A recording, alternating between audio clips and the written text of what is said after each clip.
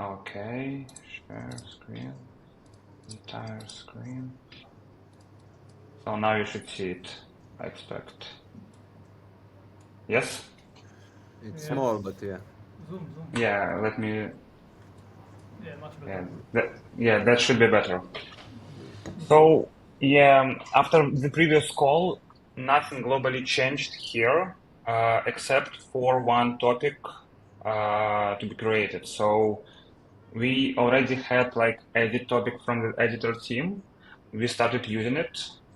I've also created account topic, as you had mentioned.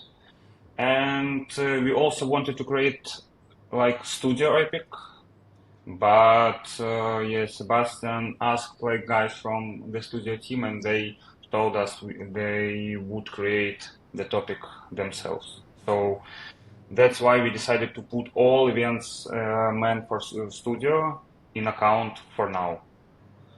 So at the end, we have like only two Kafka topics, account and edit. Okay.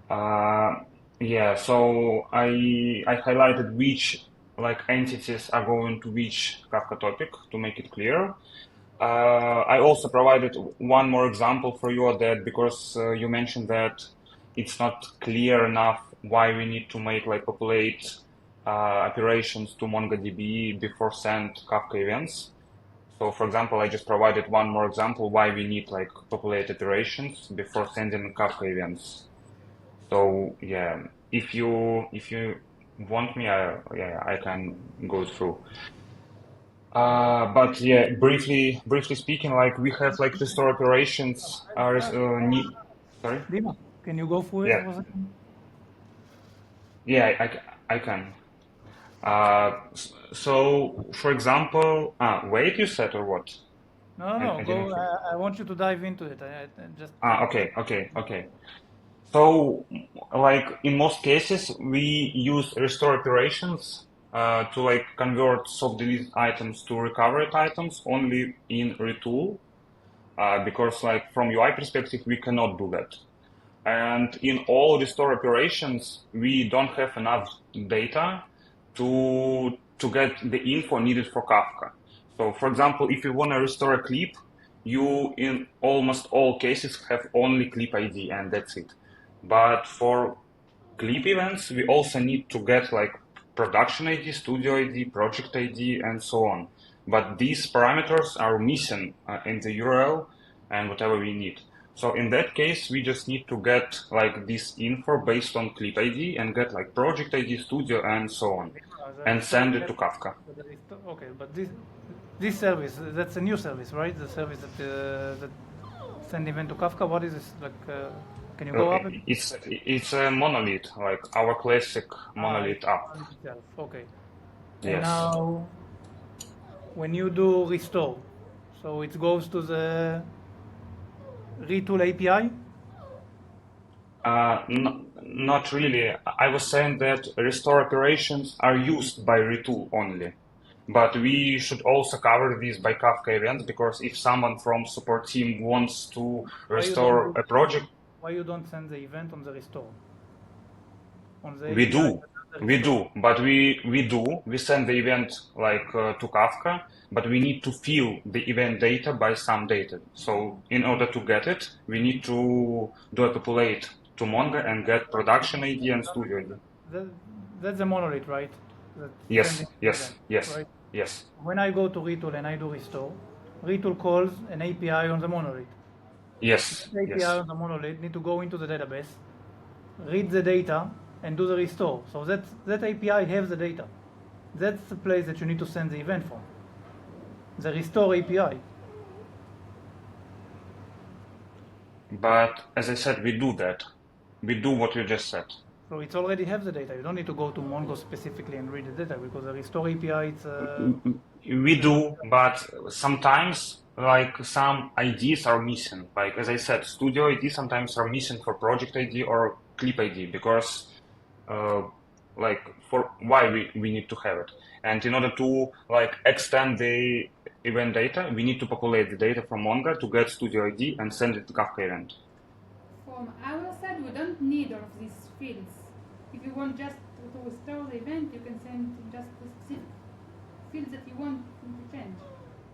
Yeah, but in the future, if we want to add some filters by studio ID or production ID, we need to have the data in Elasticsearch, like from the beginning. We don't want to have like migrations in the future to populate the data again and again. That's the point. In 1 or 2 months, we need to add filters by production ID, studio ID, or project ID. Yeah, but how If we do, restore? But you should have this already data in the Elasticsearch. Restore just basically restores this data.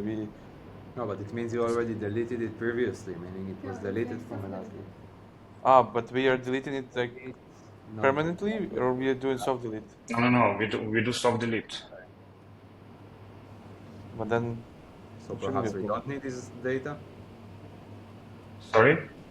I mean, if soft delete doesn't really delete Can I anything from update? Elastic, Can I update a record in Elastic in your architecture? If you soft delete an item, you shouldn't see the item in global search. Like when you search for something and, for example, there is a project and it's soft deleted, you don't see it No, in I the have a search question results. regarding the Elasticsearch point of view. If we delete, do you do soft delete or what you do on your end? Soft delete. So Soft if delete you go into everywhere. restore, you just mark it as like deleted false and that's it, right? How you're doing soft delete in Elastic? Soft deleted app, soft deleted bug. flex. So you can update a record in Elastic. Yeah, Okay, so but so I don't think we need any update here because if soft delete you occurs, just need we an don't- update that it was restored. Yeah, you need the that's ID it. and say restore, and they going to change the flag, the existing. Yeah, Dima, do you understand? But Not really. yeah, why we need the data? Why we need to provide a data in restore if you can just provide, I don't know, clip ID and that's it, or recording ID and that's it Just for need to them. say this ID Restored. was restored, and then they are going to mark it as soft delete false, restored true, and the Okay, data is restored. okay. To be honest, those events were like created before me, so but yeah, it was my fault that I didn't notice it and make it like better. Yeah, It's no one's fault. Yeah, this is why we're here. yeah, I'll remove all these like redundant fields and leave only clip ID or whatever it needs like for restore. It might be project ID, it might be production ID or studio ID. Yeah. Don't set none, because if you will set none, I will nullify the. It's really hard to hear you. Yeah. Like, 1 second. Please just make sure to don't don't nullify the field. Don't send production ID is null, because if so, I will send. Yeah, I'll make these fields optional, and I'm not going to send them at all. So yeah. We will test. Yeah, I'm not going to send like none. Yeah, all good. Okay. עליו כזה. USB. Yeah, we can move forward. Yeah, okay. Restore operations discussed. Kafka events here discussed. If you have something, Hannah, to discuss about transcriptions, we can like do that. Otherwise, I will move on to the next step. At general, we have one point that we get the transcription ready per archive, and we hope in the future it will be per session. Yeah, I don't think Yes. it really matters for this point, of this issue in general. And there is like a general issue where right now, let's say an archive a session was transcribed fully, all of its tracks, and then someone retranscribes because of whatever. And then on each new archive that's being ready, get an event on the whole session because yeah, this is the multiple event thing. So yeah, I know. Also the flap, yeah. So unrelated, but it exists. So for now, Hannah is relying on the transcription on the track level event, so it's fine. כן, אני לא יכול. Is there a way for you to Can you have try it? Can you disable and enable my echo cancellation, please? Dima? Okay. I thought you already. I can't change any settings. I cannot change it. Because recording, stop recording. Ah, No, okay. can you pause recording for a second? Dima,